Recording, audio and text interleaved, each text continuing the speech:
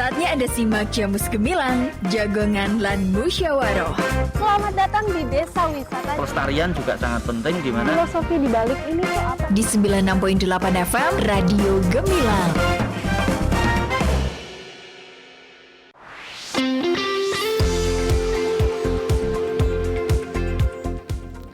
.8 FM LPPL Radio Gemilang, Jendela Musik dan Informasi. Hai pagi Sobat Gemilang, kali ini Gendika hadir menemani kurang lebih 1 jam Anda ke depan ya di talk show Jamus Gemilang, Jagongan lan Musyawaroh. Di hari Kamis 6 Februari 2025, Jamus Gemilang bekerja sama dengan RSUD Muntilan, Kabupaten Magelang akan memberikan informasi kesehatan untuk Anda Sobat Gemilang, yang membantu Anda memahami pentingnya kesehatan dan cara menjaganya pastinya. Dengan tema batu empedu, pengaruh pada kesehatan dan solusi mengatasinya, kita sudah kedatangan narasumber Dr. Wawan Suci, spesialis bedah, subspesialis bedah digestif, konsultan dari RSUD Muntilan Kabupaten Magelang. Kita langsung saja menyapa beliau. Assalamualaikum warahmatullahi wabarakatuh. Selamat pagi dokter. Waalaikumsalam warahmatullahi wabarakatuh. Selamat pagi juga Mbak Dika. Salam sehat selalu. Salam sehat selalu. Apa kabar hari ini dokter? Alhamdulillah, ini baik, Alhamdulillah. sehat sekali. Semangat ya dok ya. Semangat. Oke Sobat Gemilang, Dr. Wawan ini adalah dokter spesialis bedah, subspesialis bedah digestif RSUD Muntilan Kabupaten Magelang yang praktek hari apa nih dok? Dan jam berapa nih dok? Oke, untuk sementara ini saya praktek di hari Selasa dan Kamis sore. Oke. Jadi dimulai jam 2 siang sampai jam 4 sore. Jam 2 siang sampai Betul. jam 4 sore. Iya. Di hari apa dok tadi? Selasa dan Kamis. Selasa dan Kamis. Iya. Berarti cuma 2 kali dalam seminggu ya dok ya? Betul, Oke, dua hari. baik. Mungkin Sobat Gemilang juga ada yang belum tahu nih dok, spesialis bedah digestif itu apa nih dok? Ya, baik. Jadi pendidikan saya itu adalah dari dokter spesialis bedah umum. Oke, yes. Kemudian dari dokter spesialis bedah itu saya mengambil sekolah lagi 2 tahun untuk mengambil konsultan bedah digestif. Iya. Terkait bedah digestif itu secara umum bisa dibilang bedah saluran pencernaan. Saluran pencernaan. Ya, jadi Baik. konsultan bedah saluran cerna gitu. Oke, baik. Dokter, talk show Jamus Gemilang kali ini akan membahas tentang batu empedu. Beberapa orang mungkin sudah ada yang familiar dengan batu empedu, ada yang juga belum ya dok ya. Betul. Mungkin bisa dijelaskan dokter, apa itu batu empedu dan bagaimana proses terbentuknya nih batu nih di dalam tubuh nih. Silakan dokter. Terima kasih. Jadi seperti yang tadi saya sampaikan bahwa bedah digestif itu ada beberapa domain atau pembahasan yang kita pelajari ya. Salah satunya itu adalah saluran namanya hepatopankreatikobiliaris. Jadi dari hepar, pankreas dan sistem biliar atau sistem empedu itu. Nah, salah satu yang kita tangani atau kita pelajari itu di bagian HPB tadi, kita singkat hepatopankreatikobiliar HPB. Itu adalah sistem saluran empedu atau saluran biliar. Salah satu masalah yang kita temui sering itu adalah batu saluran empedu. Batu saluran empedu atau batu empedu itu sendiri. Jadi ada 2 terminologi. Jadi kalau kita nyebutnya batu empedu itu adalah batu kantong empedu yang terbentuk atau terekstraksi di empedu, di kantong empedunya. Di kantong empedunya. Yang kedua adalah batu saluran empedu atau kita nyebutnya koledokolitiasis. Oke, ini berbeda ya dok berbeda ya. Tapi yang kita bahas ini adalah batu di kantong empedunya ya. Batu yang berada di kantong empedunya. Oke dokter, batu empedu itu ukurannya berapa sih dok? Dan seperti apa ini dok? Betul. Batu empedu itu tadi saya belum sampaikan ya, terbentuk karena proses emulsifikasi atau endapan dari kolesterol seringnya. Kolesterol. Ya, jadi batu saluran empedu atau batu empedu itu terbentuk dari batu kolesterol. Berbeda nanti pembahasan mungkin dengan batu ginjal. Itu ya. Jadi itu terbentuk karena kalsium paling sering ya. Kalsium dok? Ya, batu empedu, batu pada empedu atau saluran empedu atau kantong empedu itu bervariasi ukurannya. Dari yang paling kecil itu hanya seperti pasir itu, serpihan-serpihan, betul. Ada yang bisa sampai ya 0,5 atau bahkan ada yang 1 cm itu juga ada. Kalau dokter Wawan sendiri pernah menemukan paling kasus besar paling itu gede sekitar 2 cm itu. 2 cm itu luar biasa gedenya. Ya gedenya. itu besar sekali, itu sampai itu tadi kalau gejalanya ringan ya paling nyeri-nyeri berulang. Tapi nyeri di mana nih dok? di perut bagian kanan atas ya. Kanan Ya, atas, karena di baik. itu letaknya ya. Ya kalau sudah sampai gejalanya yang apa istilahnya berat ya bisa sampai kuning misalnya seperti itu. Oke, dokter tadi menyebutkan batu empedu itu ada di dalam kantong Betul. empedu ya. Ya. Mungkin bisa dijelaskan dokter untuk kantong empedu sendiri itu seperti apa dokter? Baik, mungkin saya sering ya sama pasien itu menjelaskan untuk batu di kantong empedu Iya. atau di apa ya memang kita nyebutnya kantong ya kalau secara bahasa kedokteran vesica velea itu. Iya, aduh susah ya nyebutnya. Ya batu jadi suatu bentuk kantong yang bentuknya lonjong bulat itu. Yep. Nah, itu terletak di antara liver kanan kiri itu. Mohon maaf kalau mungkin orang awam itu saya menyampaikannya seperti pada hati ayam itu. Oke. Kan ada yang berwarna hijau kantong lah itu kita nyebutnya vesica velea tadi. Oke, Nah, biasanya kantong empedu ya? betul. Biasanya terbentuk batu-batu itu ya di situ itu karena proses-proses endapan tadi mengendap di situ sehingga terbentuk batu. Oke. Membatu istilahnya ya. Batu empedu ya Batu dok ya. kantong, ya, Itu betul. gejalanya tuh seperti apa biar bisa mendiagnosa nih dok? Ya. Memang kalau gejala paling ringan yang bisa dirasakan pasien tuh kadang-kadang tersamarkan dengan kita nyebutnya dispepsia atau gastritis itu. Oke. Jadi Itu kayak gimana dok? asam lambung misalnya Asam gitu. Ya, lambung, betul. oke. Ya. Hampir mirip dok. Hampir mirip betul. Pada awal-awal itu kadang cuma nyeri-nyeri ringan, kemudian kadang mual atau panas Iya, di mirip ulu ya. hati, betul. Nah, itu pada awal-awal seperti itu sehingga kadang-kadang tersamarkan. Ya, kemudian kalau sudah memberat nyerinya itu bisa berulang. Dalam seminggu 2 minggu kadang-kadang bisa berulang 2 sampai 3 kali. Oh berarti kambuhan gitu dok? Betul. Nah, itu mulai nanti berpikir hal yang lain itu nanti. Oke. Kemudian kalau sampai berat bisa sampai nyeri itu berpindah ke belakang. Jadi di antara tulang belikat ya, kita nyebutnya ya. Langsung ke punggung Ya, sini dok? di punggung itu tambah nyeri juga. Oke. Ya, itu dari nyerinya seperti itu. Jadinya kolik kita nyebutnya. Nyerinya ya. seperti pegel-pegel atau gimana sih dok? Nyeri kolik. Kolik itu hilang timbul. Oh hilang Ya, timbul. jadi kadang-kadang nyeri sekali nanti kalau sudah istirahat atau minum obat hilang. Oke. Seperti itu. Kalau sebagai awam nih, observasi diri sendiri. Tadi Ya. dokter menyebutkan hampir mirip dengan asam lambung. Asam lambung betul. Mirip, hampir mirip berarti kan tidak mirip sekali. Ada Betul. perbedaannya kan Iya, tentunya. betul, Nah, betul, silakan betul. dokter.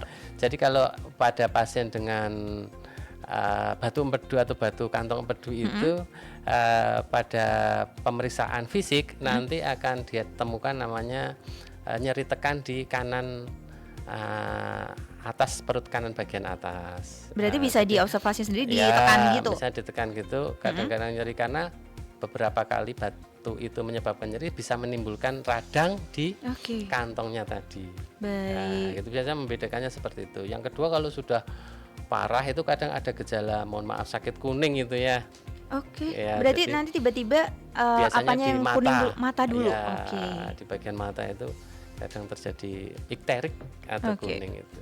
Nah ini kalau udah seperti itu harusnya pasien nih ibaratnya belum jadi pasien ya. Iya. Nah masyarakat kalau udah tahu ada gejala itu kapan nih waktu yang tepat untuk bisa ke dokter Wawan?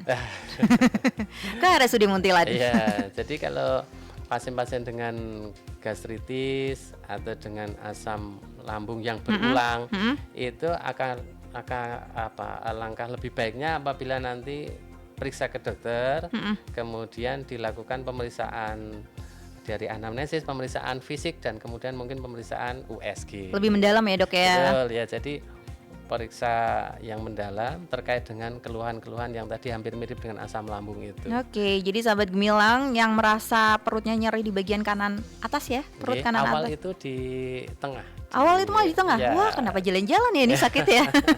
Oke, dari tengah terus habis itu ke kanan udah ngerasa nggak Ya. nyaman, mending periksa aja ya dok Betul, ya, betul. daripada ditahan-tahan Ya, ya. itu. Kadang kan orang rasanya kayak aku lapar ini. Iya, Nah, ini kan dok. Iya, kadang atau malah nggak dirasa. Oh iya, Betul. saking butuhnya kerja ya, jadi nggak dirasa semuanya sakit ya di dalam tubuh ya. Ya. Oke, dokter Wawan, apa saja sih faktor-faktor yang mempengaruhi terjadinya batu empedu nih dok? Ya. Silakan dokter. Baik, kalau sebenarnya secara teori itu memang pasien-pasien batu empedu itu sering terjadi pada perempuan usia 40 tahun lebih. Perempuan ya, Dok ya? Jadi Ini kenapa laki-laki enggak, Dok? Iya, Oke. jadi secara teori seperti itu. Secara teori, Perempuan, baik. Kemudian 40 tahun, usia 40 tahun lebih, kemudian mohon maaf obesitas atau Oh, kelebihan berat badan ya. Ya biasanya kan dengan berkaitan dengan pola makan tadi. Ya, pola hidup juga tidak sehat ya, Dok ya. Ya, dengan banyak makanan yang kolesterol tadi yang Oh iya, menimbulkan- kolesterol penyebab utamanya ya, Betul, Dok. ya, menimbulkan endapan atau emulsifikasi dari itu. Dan muncullah endapan batu-batu dari itu ya. Ya, kira-kira. Oke, itu faktor yang mempengaruhi terjadinya Ya. batu empedu. Tapi Ya. pasien Dokter Wawan ada yang laki-laki nggak? Ada juga Oh, yang berarti laki-laki. tidak menutup kemungkinan laki-laki juga bisa, ya. mengalami Ya. penyakit batu empedu ya, Betul, Dok ya. iya, betul. Oke, walaupun memang secara teori wanita ya, Dok ya, Wanita, ya. di usia 40 tahun Iya. ke atas. Aduh, saya was-was ya.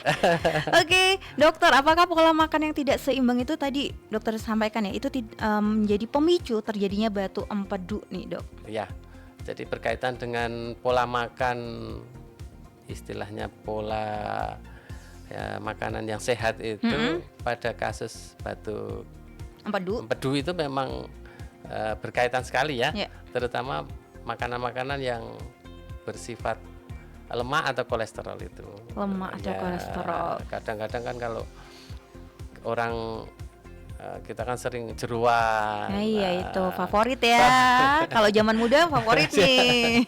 Nah, itu di angkringan itu sering Iya, sering itu sekali, jajannya, Dok. misalnya itu. Jadi mungkin ya diimbangi dengan makanan yang buah, sayur dan berserat itu saya kira gitu. Oh, berarti boleh makan itu tapi diimbangi juga makanan yang sehat Iya, ya, Dok betul, ya. betul, Oke, betul. baik sahabat Gemilang, mungkin Anda yang penyuka jeroan-jeroan bisa dikurangi ya, Dok ya. Betul, dikurangi. Karena kalau menghilangkan langsung itu kayaknya berat banget, Dok. Betul, ya. Oke, dokter, bagaimana peran genetik nih dalam terjadinya batu empedu? Apakah juga mempengaruhi? Secara genetik tadi saya sampaikan memang kalau untuk istilahnya batu empedu secara jenis kelamin perempuan. Perempuan. Cuman berbeda mungkin maksud saya secara genetik seperti mohon maaf pasien dengan tumor atau kanker itu ya. Kalau tumor kanker itu kan memang ada genetiknya itu ya. Iya. Cuma kalau batu empedu secara kok tidak ya. Tidak ya, Dok Jadi, ya. ya, Kalau di jadi- tempat dokter pasiennya ada yang memang juga mengalami Ya, dari beberapa faktor pasien genetik. saya tanya itu tidak. Jadi Oke. apakah ini berhubungan dengan mohon maaf bapak atau ibunya pernah itu? Kadang-kadang tidak. Tidak atau ya, Dok ya. iya. Itu memang Jadi berarti karena lebih ke pola iya. lifestyle-nya ya. Lifestyle, Oke, betul. baik. Oke, dokter, seru sekali obrolan kita kali ini, baru session pertama. Jangan kemana-mana, nanti kita akan tahu lebih dalam lagi sahabat Gemilang tentang batu empedu, pengaruh pada kesehatan dan solusi mengatasinya. Tenang aja, masih bersama Dr. Wawan Suci, spesialis bedah, subspesialis bedah digestif, konsultan dari RSUD Muntilan Kabupaten Magelang. Tentunya nanti Anda juga boleh bertanya sahabat Gemilang melalui chat WhatsApp di 081578968968 atau bisa juga bertanya di live Instagramnya RSUD Muntilan di @RSUD Muntilan. Silahkan, boleh pilih yang mana. Jamus Gemilang akan kembali, pastikan tetap di 96.8 FM LPPL Radio Gemilang, Jendela Musik dan Informasi.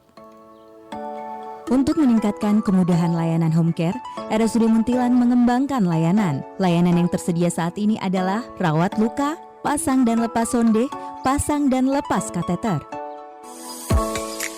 Home Lab adalah layanan laboratorium, pengambilan sampel dan hasil di rumah saja. Home Okupasi adalah layanan pemberian aktivitas bermakna untuk pasien dari segala jenis usia dengan berbagai kondisi yang mengalami keterbatasan dalam melakukan aktivitas sehari-hari. Layanannya sangat mudah, cepat dan tepat. Cukup WhatsApp saja nomor informasi dan pendaftaran layanan home care di 0882 006 546 555. Nikmati layanan yang memberikan kemudahan dan kenyamanan di rumah Anda. RSUD Muntilan melayani dengan sepenuh hati. Salam sehat selalu. Informasi jam besuk RSUD Muntilan. Salam sehat Sobat RSUD Muntilan di seluruh Kabupaten Magelang dan sekitarnya. Demi kenyamanan dan keamanan pasien, RSUD Muntilan memberlakukan jam besuk pasien rawat inap di RSUD Muntilan adalah sebagai berikut. Hari Senin sampai dengan Sabtu, pukul 16 sampai 18 waktu Indonesia Barat. Hari Minggu dan hari libur nasional, pagi pukul 11 sampai dengan 12 waktu Indonesia Barat, sore pukul 16 hingga 18 waktu Indonesia Barat. Kenyamanan dan keamanan pasien adalah prioritas kami. RSUD Muntilan melayani dengan sepenuh hati. Salam sehat selalu. Ih, kotor banget sih. Mana banyak genangan air, kaleng bekas di mana-mana. Duh, maaf ya, belum sempat bersih-bersih nih, lagi sibuk. Sibuk apa kamu? Sibuk mikirin kamu. Hei, sini aku kasih tahu ya. Kalau lingkunganmu kotor kayak gini, bisa jadi sarang nyamuk tahu. Apalagi nyamuk Aedes aegypti itu adalah penyebab penyakit cikungunya yang bisa mengancam jiwa. Mau kamu digigit nyamuk Aedes aegypti? Dih, serem amat. Tapi kalau digigit nyamuk yang cantiknya kayak kamu, mau sih. Dasar ya, gombal mulu. Dah, buruan bersihin sana halaman kamu dari genangan air sama barang-barang bekas yang udah nggak kepake itu. Oke deh, siap. Demi masa depan yang cerah sama kamu, nggak cuman bersih-bersih halaman, bersih-bersih dunia pun aku mau. Pencegahan cikungunya dilakukan dengan menurunkan resiko terkena gigitan nyamuk. Salah satunya dengan melakukan pemberantasan sarang nyamuk melalui tindakan 3M+, yaitu menguras tempat penampungan air, menutup rapat tempat penyimpanan air, mendaur ulang barang-barang bekas yang bisa menampung air. Sedangkan tindakan plus yang dapat dilakukan untuk membantu 3M yaitu menaburkan bubuk abate pada tempat penampungan air, memelihara ikan pemakan jentik nyamuk menggunakan obat anti nyamuk, memasang kawat anti nyamuk di jendela dan ventilasi rumah, menanam tumbuhan pengusir nyamuk, menghentikan kebiasaan menggantung pakaian di ruang terbuka, memperbaiki saluran air yang tidak lancar, bergotong royong membersihkan lingkungan sekitar. Ayo, wujudkan lingkungan yang bersih, nyaman, dan sehat agar terhindar dari penyakit cikungunya. Iklan layanan masyarakat ini dipersembahkan oleh LPPL Radio Gemilang. Pulang kuliah lapar, time to eat. Pesen Babang Food fast food, soft drink, terus apa lagi ya? Fast food terus. Nih, lihat isi piringku. Nasi, lauk, sayur, buah. Lengkap kan? Remaja kayak kita saatnya jika pola makan dan bergaya hidup sehat. Karena besok kita akan jadi calon ibu loh. Yang tentunya pengen menghasilkan generasi sehat, cerdas, Dan bebas stunting. nah, tuh tahu. Kualitas remaja menjadi kunci cegah stunting. Sasaran percepatan penurunan stunting meliputi remaja, calon pengantin, ibu hamil, ibu menyusui, dan anak berusia 0 sampai dengan 59 bulan. Stunting adalah kondisi gagal tumbuh pada balita karena kekurangan gizi kronis pada 1000 hari pertama kehidupan. Penuhi kebutuhan gizi anak yang sesuai pada 1000 hari pertama kehidupan anak. Konsumsi protein pada menu harian balita usia di atas 6 bulan. Lengkapi imunisasi dan sanitas. Penuhi kebutuhan asupan nutrisi bagi ibu hamil, serta meningkatkan kualitas remaja putri dengan menjalankan pola hidup sehat dan makanan bergizi seimbang. Cegah stunting itu penting. Ciptakan gerakan bebas stunting untuk Indonesia yang lebih maju. Iklan layanan masyarakat ini dipersembahkan oleh Dinas Komunikasi dan Informatika Kabupaten Magelang. Masih ada ikuti Jamus Gemilang, Jagongan lan Musyawaroh. Di 96.8 FM LPPL Radio Gemilang. Radio Gemilang.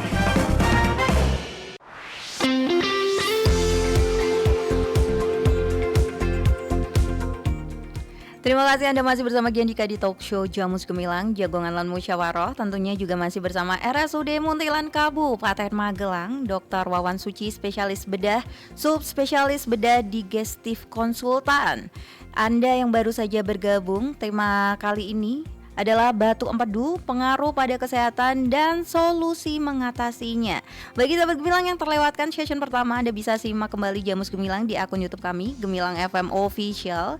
Dan Anda yang ingin bertanya terkait batu empedu bisa melalui chat WhatsApp di 081578968968 atau bisa melalui live Instagram RSUD Muntilan dengan akun @RSUD Muntilan. Talk show Jamus Gemilang kali ini juga bisa Anda simak live streaming sahabat Gemilang di gemilangfm.id dan live Instagram tentunya di @RSUD Muntilan. Oke, kita kembali bersama Dokter Wawan yang masih terus semangat ya dokter ya. Semangat ya. Apalagi nih pertanyaannya sudah banyak yang masuk nih dok ya. Iya, ini Mbak juga. Oke, dokter yang ingin saya tanyakan sebelum kita ke session pertanyaan ya, apakah ada hubungan antara batu empedu dengan penyakit lain seperti misalnya diabetes atau tadi hipertensi? Silakan dokter. Baik, terima kasih. Kalau secara hubungan ya ini biasanya pada pasien-pasien dengan DM tadi ya, diabetes itu untuk terkait dengan batu empedu itu justru malah harus segera dilakukan tindakan.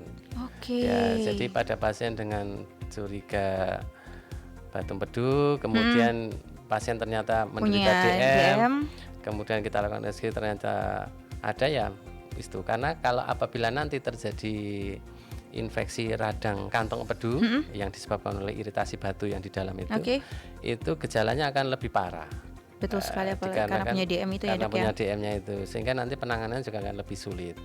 Itu yang terkait dengan penanganan ya. Kalau terkait untuk hipertensi saya kira juga secara langsung sih tidak berhubungan berkaitan dengan itu, cuma mungkin gaya hidup, gaya lifestyle tadi bisa yang mempengaruhi ya dok ya. Mempengaruhi ya, biasanya berkaitan di situ. Oke dokter, apa saja sih pilihan pengobatan untuk batu empedu dan bagaimana cara memilihnya nih dok? Ya baik, terkait dengan penanganan batu empedu itu ada beberapa solusi yang bisa kita tawarkan. Jadi pasien-pasien dengan batu empedu yang masih ringan dalam artian mungkin masih bentuknya seperti pasir atau dengan ukuran berapa tuh? Ya, secara teori kalau kita indikasi operasi itu lebih dari 1 cm. Lebih dari 1 cm. Dengan gejala yang simptomatik, artinya nyeri berulang itu terjadi. Kalau di bawah itu masih memungkinkan untuk pengobatan saja. Pengobatan ya. Pengobatan tentu saja dengan terapi obat yang untuk menghancurkan batu itu ya. Ada beberapa jenis obat, misalnya contohnya ya asam ursodeoxykoli. Kemudian yang kedua tentu saja lifestyle atau pola hidup sehat, gaya hidupnya ya dok ya. Terutama pola makan itu yang sangat mempengaruhi. Nah itu yang masih bisa kita konservatif, kita kasih dengan obat. Yang kedua ya operatif. Operatif itu sekarang sudah banyak sekali atau alat penanganan yang lebih canggih dibandingkan yang dulu. Dulu kita istilahnya untuk batu pengangkatan empedu dengan open atau operasi terbuka, open surgery. Aduh, kalau sekarang dok? Ya sekarang itu sudah banyak pilihan ya. Ada di RSUD Muntilan kita sudah punya alat namanya laparoskopi. Jadi pengangkatan batu empedu dengan sayatan yang minimal. Sayatan minimal itu berarti berapa tuh dok? Jadi biasanya? Ada 3 atau 4 tempat nanti, satu di pusar, bawah pusar itu, kemudian di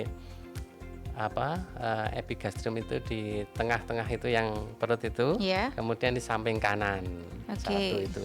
Nanti sekitar setengah senti sayatannya itu. Setengah senti. Ya, jadi ada alat namanya trokar itu masuk untuk mengambil batu empedunya itu. Berarti tanpa harus dibedah yang seperti dulu ya dok ya? Kalau dulu kan bedahnya bisa lewat tengah itu, bisa 10 cm lebarnya itu, atau yang lewat samping itu juga bisa. Ini pasti mempengaruhi juga tingkat pemulihan nih dok? Betul sekali, jadi dengan penanganan yang lebih canggih itu harapannya terutama tingkat nyerinya juga minimal, tingkat kesembuhan atau mempercepat pasien untuk pulih itu juga lebih cepat. Lebih cepat ya. Kemudian dari sisi rumah sakit, length of stay dari pasien di rumah sakit juga lebih cepat untuk pulang ke rumah. Dengan operasi terbuka itu bisa 5 hari, 4 sampai 6 hari itu masih di rumah sakit.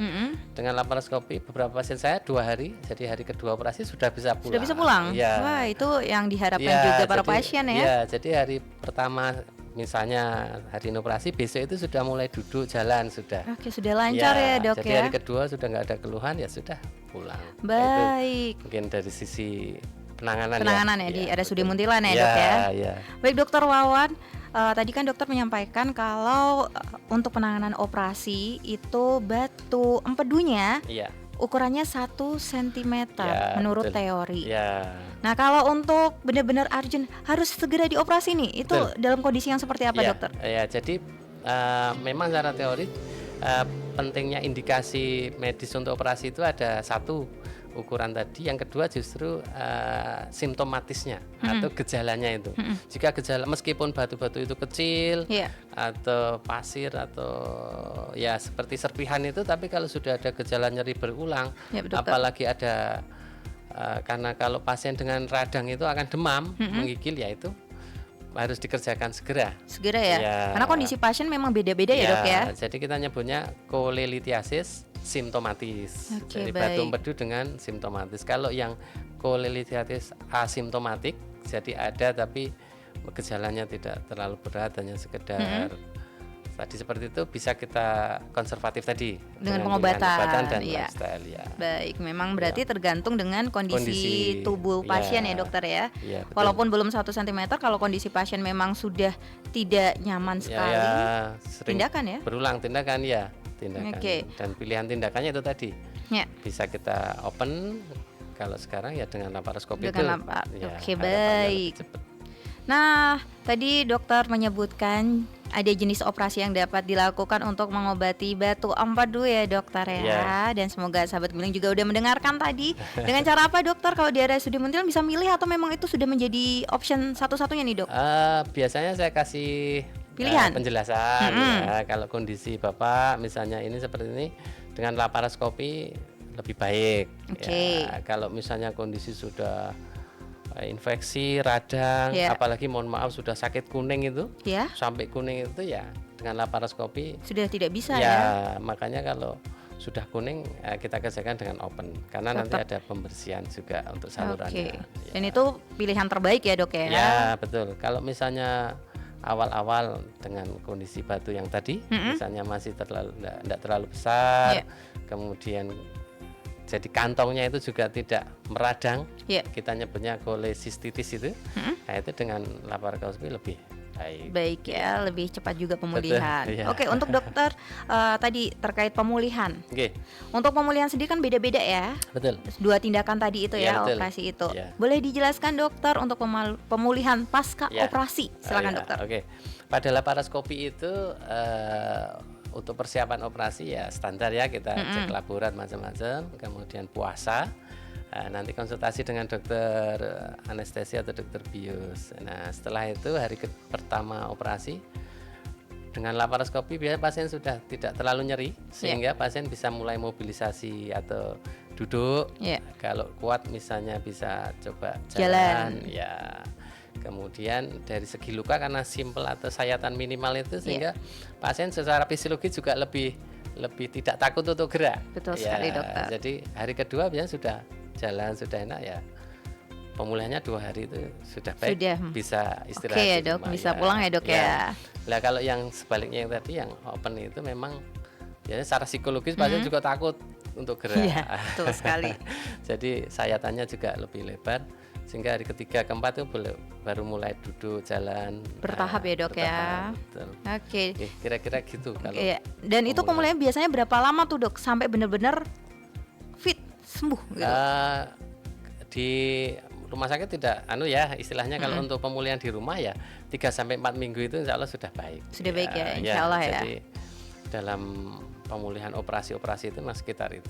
Oke, baik dokter, kita lanjut ke penanya karena sudah banyak iya. yang masuk ya.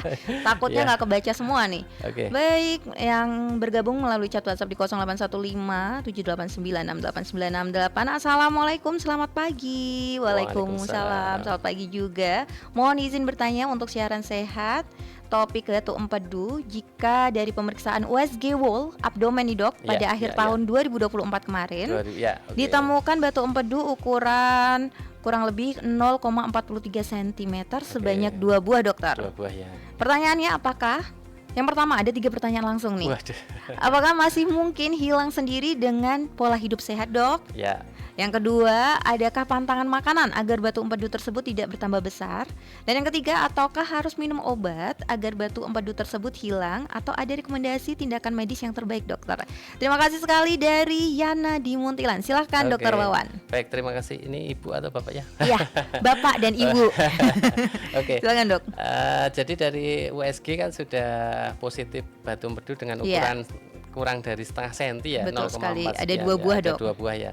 Sebenarnya kalau dengan ukuran seperti itu masih ada tempat untuk konservatif atau kita kasih pengobatan. obat. Ya, Oke, betul. baik. Jadi tadi kan pertanyaan terakhir, apakah harus minum obat? Ya. Iya. Jadi nanti konsultasi ke dokter bedah atau Ya.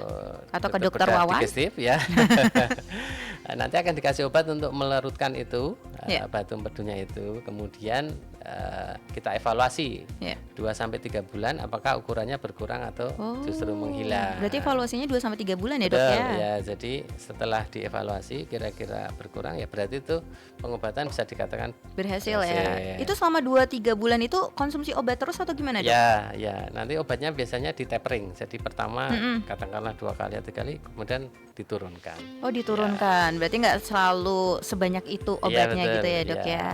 Baik. Yang kedua Dan yang tadi kedua ada- pertanyaannya ada pertanyaannya, adakah pantangan makanan nih Nah, agar batu ya. empedu tersebut tidak bertambah Betul. besar, Dok? Silakan, Dokter.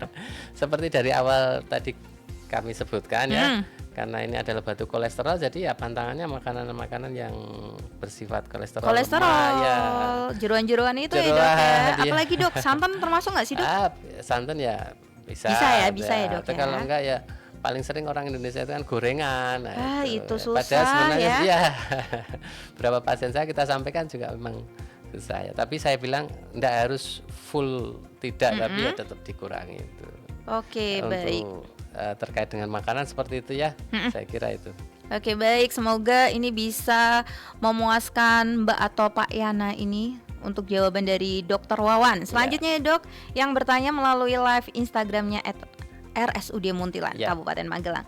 Baik, ini dari Anggita.d.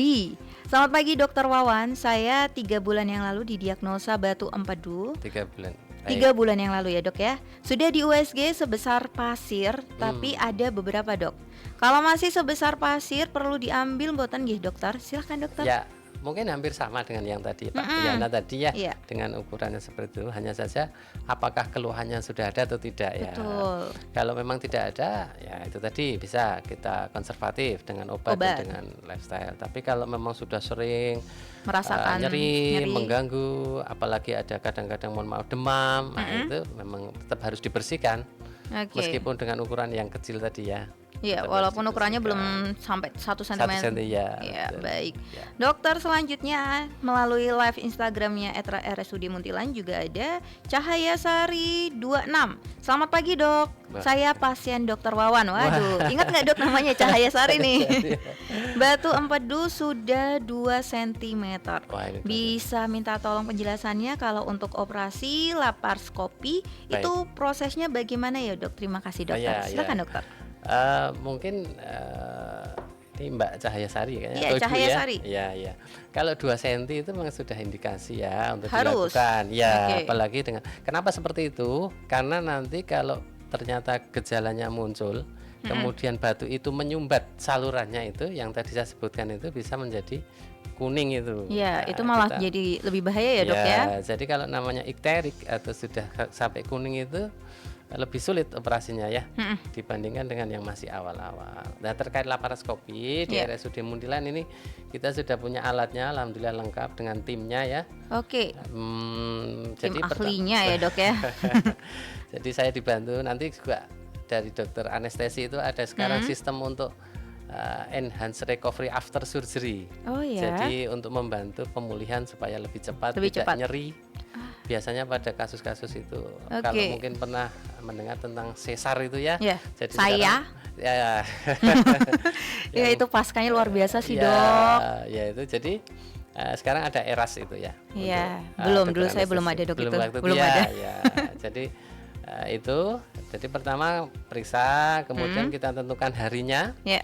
Apabila nanti harinya itu sudah ditentukan, kemudian masuk, kemudian hari berikutnya adalah operasi. Terkait laparoskopi untuk prosedurnya tadi itu ya, jadi ada beberapa titik yang kita buat sayatan kecil sekitar setengah sampai 1 cm. Iya. Kita masukkan alat di situ, trokar untuk mengambil atau ya kasarannya mengambil batu empedunya itu. Betul. Jadi nanti irisan atau sayatan dari luka operasinya itu hanya sekitar setengah sampai 1 cm kecil-kecil. Kecil ya, Ya. apalagi juga mengurangi nyerinya Mengurangi banyak nyeri, ya dok betul, ya. ya. Baik, selanjutnya nih dok, pertanyaan lagi dari Rika di Deyangan, dok. Mengapa batu empedu dapat menyebabkan nyeri pada perut? Nah, ya mengapa nih dok? Silakan dokter. Oke, ya ini pertanyaan ya, Mbak Rika tadi. Iya, di Deyangan. Deyangan ya. Oke. Jadi batu empedu itu dia terdapat di kantongnya tadi. Apabila kita memakan atau mengkonsumsi makanan berlemak, itu ada sinyal dari perut atau dari usus itu untuk mengeluarkan cairan empedu yang untuk mencerna lemak itu. Nah, saat ada batu, kantong itu akan kita nyebutnya kontraksi ya, atau menekan supaya cairannya keluar. Nah, saat di situ ada batu, ada cairan ya, mohon maaf yang batu yang banyak tadi, kantongnya itu akan teriritasi. Oh iya betul Nah, sekali. jadi logikanya seperti itu. Jadi saat kalau kosong itu seperti mohon maaf balon kita kempeskan gitu kan nggak ada apa-apanya. Tapi kalau itu ada sesuatu akan tertahan. Nah itu yang bikin nyeri. Bikin nyeri ya dok ya. Makanya nyerinya kolik atau berulang itu. Berulang. Baik, dokter. Selanjutnya semoga ini Wah, masih bisa banyak ini ya? masih dok. Oke, tadi dari Mbak Rika di Deyangan ya. Kali ini selamat siang Kak Giandika dan Dokter Wawan. Izin bertanya, nama saya Uswatun di Jalan Telaga Sarangan. Apakah batu empedu dapat mempengaruhi kehamilan atau proses melahirkan, dokter? Silahkan dokter. Wah ini pertanyaannya Ibu-ibu. Iya. Ya, agak berbeda. Maksudnya pertanyaan ke pengaruh ke kehamilan. Dalam artian berarti punya batu empedu ya, sebayangan saya. Dan Tapi kondisi dengan hamil. kondisi hamil, betul. Jadi pada pasien-pasien dengan kehamilan itu memang sebaiknya diharapkan posisi kondisi pasien itu atau pasien hamil itu kan sehat selalu ya. Betul sekali dokter. Cuma kadang-kadang ya mungkin ada penyerta yang lain. Qadarullah lah ya dok ya. Nah terkait dengan hal itu sebenarnya ya secara tidak berpengaruh dalam artian apakah kalau punya batu empedu terus kemudian yang lain ya secara tidak. Cuma nanti pas gejala itu apabila nanti muncul pada gejala batu empedu kemudian posisi hamil itu tindakannya akan sangat berbeda sekali. Tindakannya beda dok? Ya dalam artian berbeda, nanti kita banyak pertimbangan karena itu posisi ibu hamil, posisi dengan janin.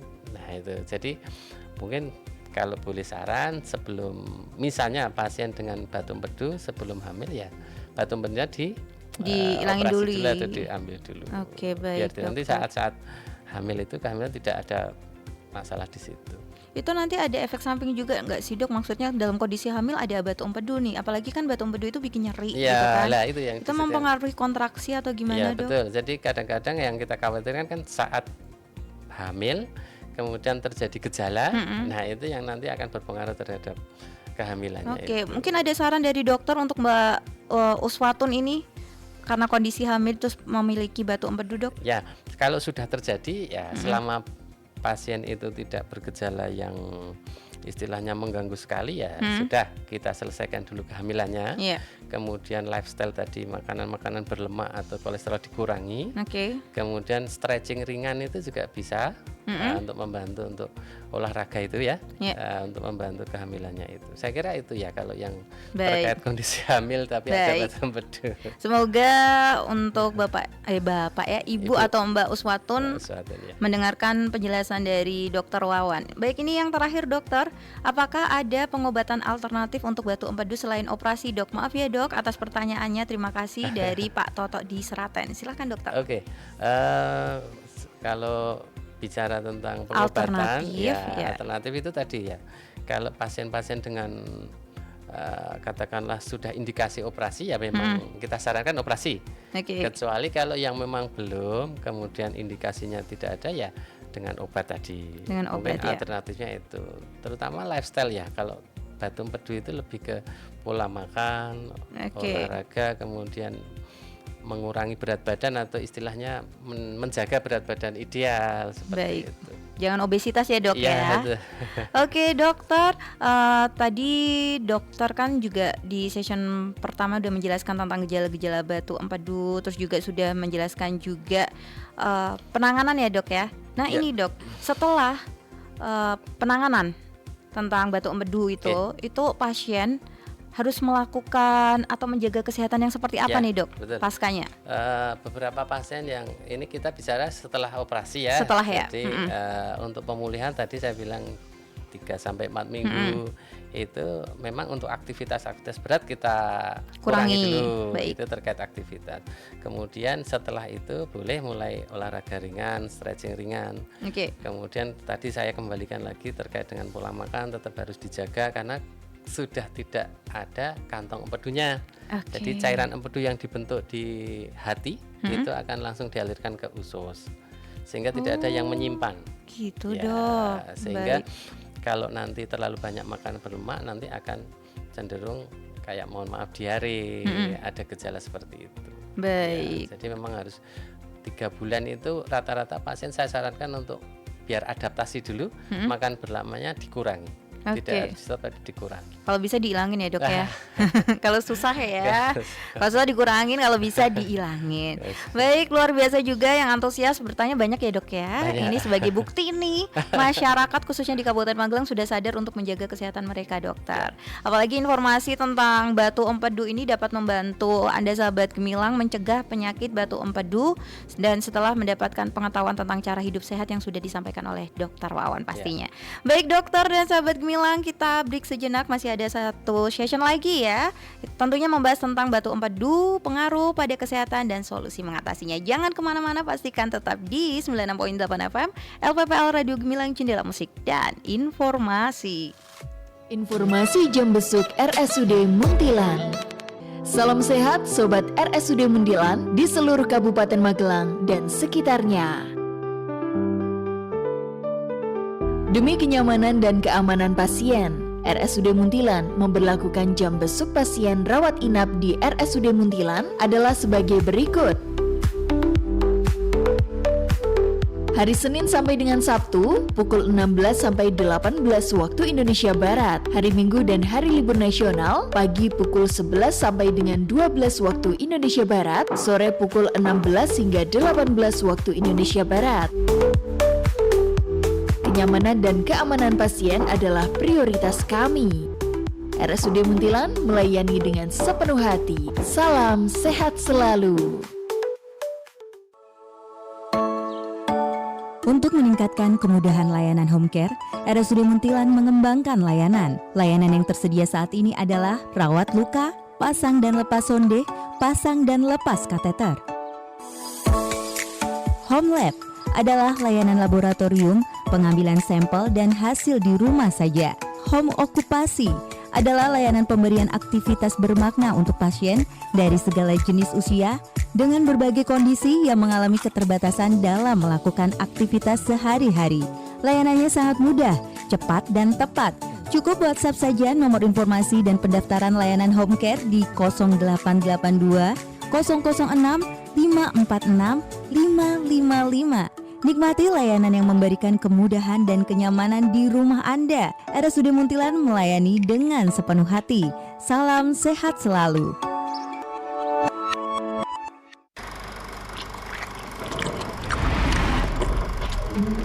Stunting masih menjadi PR yang harus diselesaikan bersama.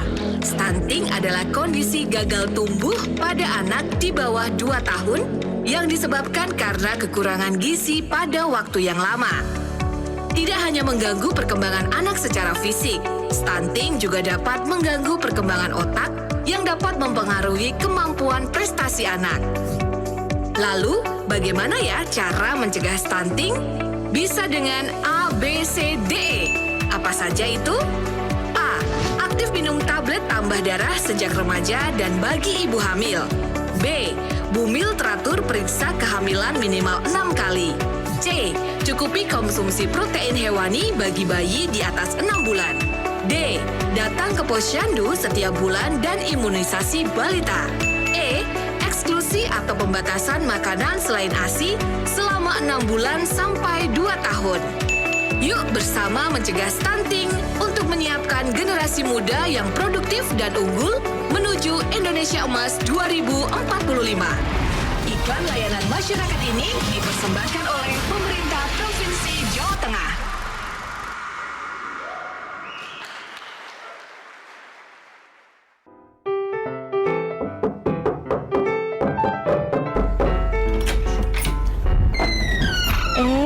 Bulura, monggo, Pinara Bulura. Gini Bu, kok udah lama nggak ke posyandu? Makanya saya silaturahmi aja ke rumah ibu. Yun sewu Bu, akhir-akhir ini saya sibuk, jadi jarang bawa si kecil ke posyandu. Pripun toh Bu? Ibu kan punya balita. Penting loh Bu untuk rutin ke posyandu. Kami harus melakukan pendataan, penimbangan, pengukuran, edukasi kepada ibu hamil dan calon pengantin. Oh alah, memangnya kenapa toh Bu? Gini loh Bu, untuk mendeteksi dini masalah gizi. Nah, yang terpenting memberikan edukasi untuk mencegah stunting toh Bu. Dampak stunting terhadap kesehatan anak itu bahaya loh Bu. Dalam jangka pendek, stunting pada anak menyebabkan terganggunya perkembangan otak, metabolisme tubuh, dan pertumbuhan fisik. Mari bersama mencegah stunting dengan memastikan seluruh calon pengantin mendapatkan pendampingan dan memastikan kehadiran ibu hamil serta balita datang ke posyandu. Iklan layanan masyarakat ini dipersembahkan oleh Dinas Sosial PPKB PPPA Kabupaten Magelang dan didukung oleh Radio Gemilang.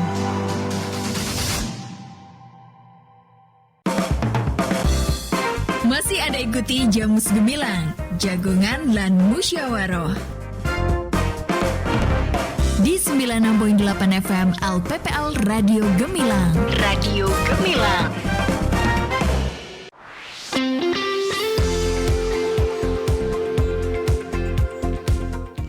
Terima kasih Anda masih setia di talk show Jamus Gemilang Jagongan lan Musyawaroh bersama saya Gendika dan Dr. Wawan Suci, spesialis bedah, subspesialis bedah digestif konsultan dari RSUD Muntilan. Oke sahabat Gemilang yang ingin bertemu Dr. Wawan bisa ya ke RSUD Muntilan ya Dok ya? Iya. Jadi hadiah apa lagi Dok?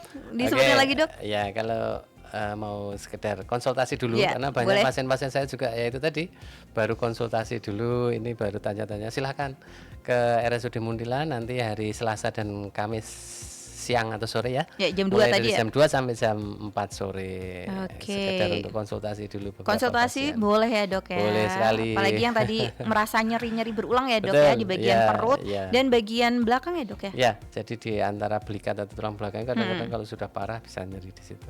Oke baik, sahabat Gemilang, kita masih membahas ya tentang batu empedu, pengaruh pada kesehatan dan solusi mengatasinya. Dokter, apa nih kesulitan yang dokter hadapi dalam menangani kasus batu empedu Dokter? Silakan. Ya, terima kasih.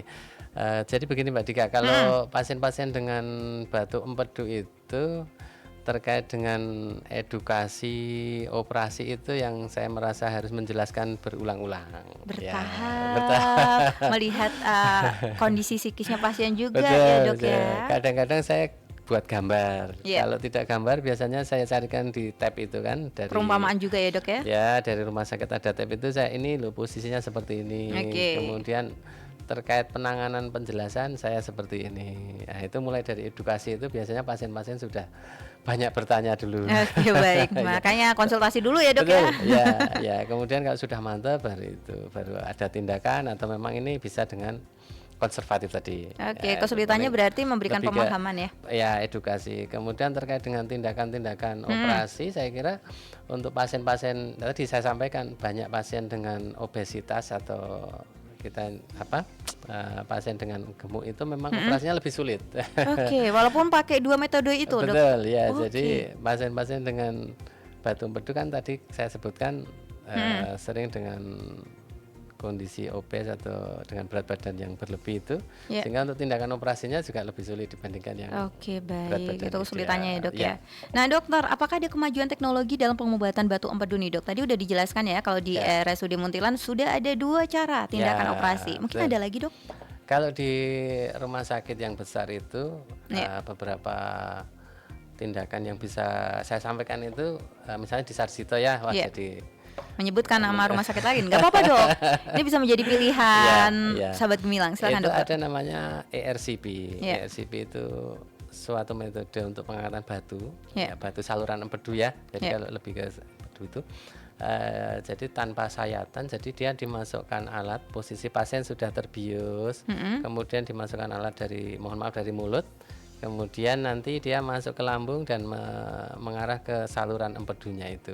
Oke. Jadi itu diambilnya dari dalam ya. Itu cara terbaru ya dok ya. Itu ERCP itu biasanya untuk kombinasi bila batu itu sudah loncat atau sudah beralih di saluran empedunya tadi. Oke, baik. Nah itu tanpa sayatan. Tanpa sayatan ya dok ya. Betul. Baik, semoga RSUD Muntilan segera ada ya.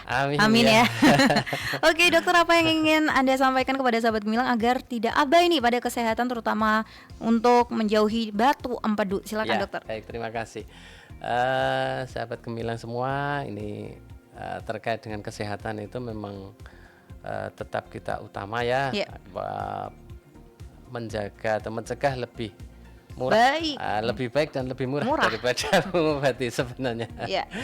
Kalau terkait dengan batu empedu, ya pertama itu tadi dengan pasien-pasien yang pola makan yang baik, kemudian dikurangi yang berkolesterol atau berlemak, ya kemudian makan dengan tinggi serat. Kemudian yang kedua dijaga berat badannya, kemudian stretching atau olahraga ringan lah. Sehari olahraga lah pokoknya ya dok ya. Betul. Kemudian terkait dengan pengobatan, apabila sudah mulai ada keluhan boleh konsultasi, boleh periksa ke rumah sakit untuk istilahnya memastikan kondisinya seperti apa biar ada tindakan-tindakan selanjutnya ya dok ya. Betul. Baik, terima kasih Dr. Wawan Suci, spesialis bedah subspesialis bedah digestif konsultan RSUD Muntilan yang telah berbagi ilmu dan pengalaman tentang penyakit batu empedu. Kami juga berterima kasih kepada sahabat Gemilang yang telah mengikuti talk show Jamus Gemilang dari awal hingga akhir dan juga telah beratensi ya, ikutan gabung bertanya. Semoga informasi yang disampaikan dapat bermanfaat dan meningkatkan kesadaran kita semua tentang pentingnya menjaga kesehatan. Sukses untuk Dr. Wawan. Terima kasih Mbak Dika. Terima kasih kesempatannya dan kesempatan kesekian lagi ya dok ya, untuk hadir ke sini lagi ya. Siap. Sukses untuk RSUD Muntilan Kabupaten Magelang. Baik sahabat Gemilang, saya Dika, Dr. Wawan, tim RSUD Muntilan beserta kru Gemilang FM pamit undur diri. Terima kasih atas atensi Anda dan nantikan selalu Jamus Gemilang selanjutnya dengan narasumber spesial dan topik menarik pastinya ya. Hanya dari 96.8 FM LPPL Radio Gemilang, Jendela Musik dan Informasi. Baru saja Anda dengarkan Jamus Gemilang, Jagongan lan Musyawaroh Di 96.8 FM LPPL Radio Gemilang. Radio Gemilang.